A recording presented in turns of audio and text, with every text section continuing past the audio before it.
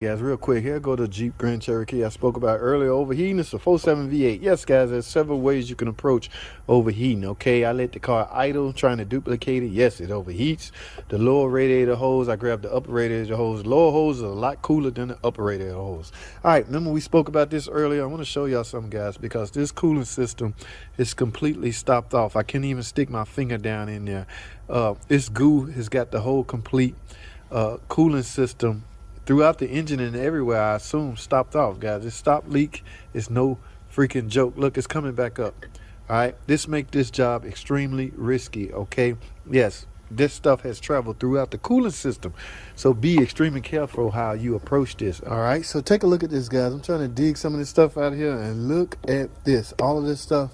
Yes, guys, try your best to stay away from this stuff, guys. This is not good for the cooling system.